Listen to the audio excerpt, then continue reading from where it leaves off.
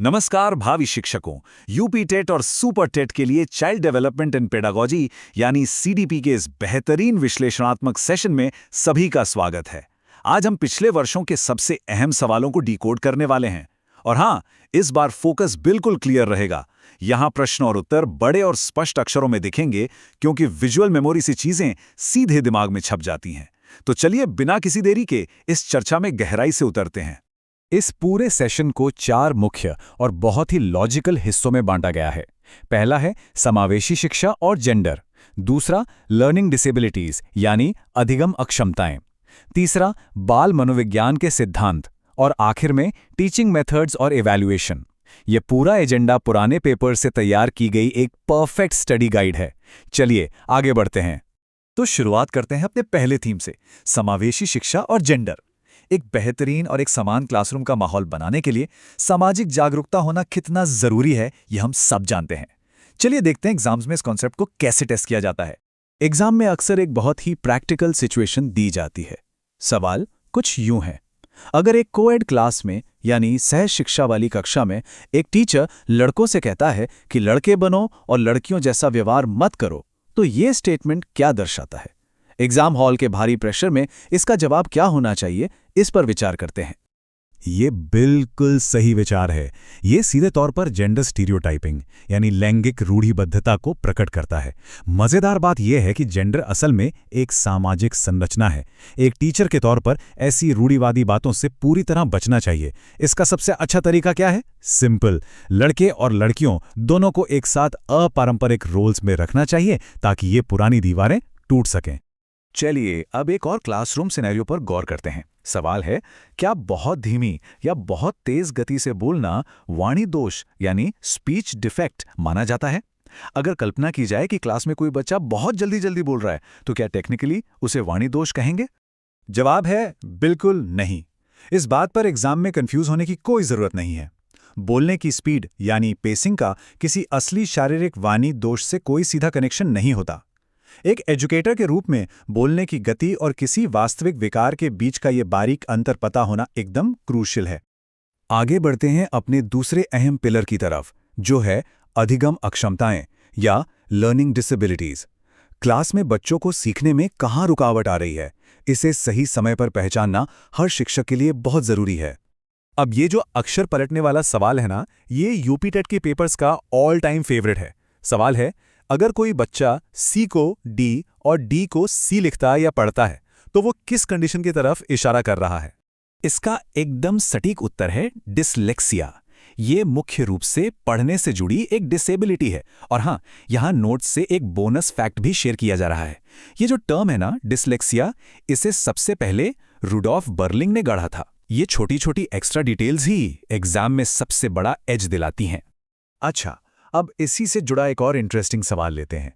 भाषा अवबोधन यानी language comprehension से जुड़ा हुआ विशिष्ट विकार कौन सा है? रीडिंग डिसेबिलिटी तो हमने देख ली, लेकिन अगर प्रॉब्लम सिर्फ भाषा को समझने में आ रही है, तो उसका मेडिकल नाम क्या होगा? इसका सही जवाब है अफेजिया, जिसे हिंदी में भाषाघात कहते हैं। ये याद रखना बहुत जरूरी है कि बच्चा अगर पढ़ नहीं पा रहा है तो वो समस्या अलग है, लेकिन अगर वो सुनकर प्रोसेस नहीं कर पा रहा, समझ ही नहीं पा रहा है, तो वो अफेजिया है। परसेप्शन और अफेजिया के बीच का ये डिफरेंस समझना सही स्टूडेंट सपोर्ट के लिए एक गेम चेंजर साबित होता है। चलिए अब एंटर करते हैं अपने तीसरी और सबसे ज्यादा डेटा वाले सेक्शन में। ये हिस्सा इंटेलिजेंस और बाल मनोविज्ञान के एकदम कोर प्रिंसिपल्स पर बेस्ड है। यहां से सीधे और सॉलिड क्वेश्चंस बनते हैं। तो अब पूरा फोकस यहां होना चाहिए, क्योंकि बात होने वाली है आईक्यू यानी बुद्धि लब्धि की। सीधा सा सवाल है, एक प्रतिभावान यानी गिफ्टेड बच्चे का आईक्यू लेवल कितना होता है? 140। इस नंबर को दिमाग में अच्छे से लॉक कर लेना है। ये 140 का जो जादुई नंबर है, ये गिफ्टेड बच्चों को पहचानने के लिए एक स्थापित बेसलाइन है। अब जरा इस डेटा को एक और बहुत ही इंपॉर्टेंट मीट्रिक के साथ कंपेयर करते हैं। जाने माने मनोवैज्ञानिक सिरिल बर्ट के अनुसार पिछड़े बालकों की बुद्धि लब्धि कितनी होती है? और वो नंबर है 85 से कम, यानी अंडर 85। हमारे सोर्सेज में सिरिल बर्ट की एक बहुत ही कमाल की डेफिनेशन दी गई है। उनके अनुसार पिछड़ा बालक वह है जो अपनी स्कूल जीवन के बीच में यानी लगभग 10-11 साल की उम्र में अपनी आयु वर्ग से नीचे की क्लास का काम भी ना कर सके। इस पूरी डेफिनेशन को 85 वाले इस नंबर के साथ जोड़कर याद रखना एक बेहद स्मार्ट स्ट्रैटेजी है। चलिए साइकोलॉजी में थोड़ा और डीप डाइव करते हैं। पर्सनालिटी को इंट्रोवर्ट, एक्सट्रोवर्ट और एम्बिवर्ट यानी अंतर्मुखी, बहिर्मुखी और उभयमुखी में किसने क्लासिफाई किया था? उस बहुत ही फेमस साइकोलॉजिस्ट का नाम याद करने की कोशिश करते हैं। जी हाँ, एकदम सही। वो नाम है यूंग। कार्ल यूंग का ये क्लासिफिकेशन एग्जामिनर्स का फेवरेट है। इस नाम को और इसके इन 3 हिस्सों को अच्छे से मेमोराइज कर लेना चाहिए, क्योंकि ये बार बार एग्जाम्स में रिपीट होता है। स्क्रीन पर दिख रहा यह एक्सट्रैक्ट सीधे तौर पर यूपी टेट के प्रीवियस ईयर नोट्स से लिया गया है। इससे ये एकदम साफ हो जाता है कि यहाँ जो भी डिस्कस किया जा रहा है वो हवाई बातें नहीं हैं, बल्कि सॉलिड ऑथेंटिक स्टडी मटेरियल से आ रही हैं। जब हम डायरेक्ट सोर्स देखते हैं तो कॉन्फिडेंस अपने आप बूस्ट हो जाता है ना। अब हम इस सेशन के फाइनल और बहुत ही प्रैक्टिकल सेगमेंट में आ गए हैं, टीचिंग मेथड्स और इवैल्यूएशन।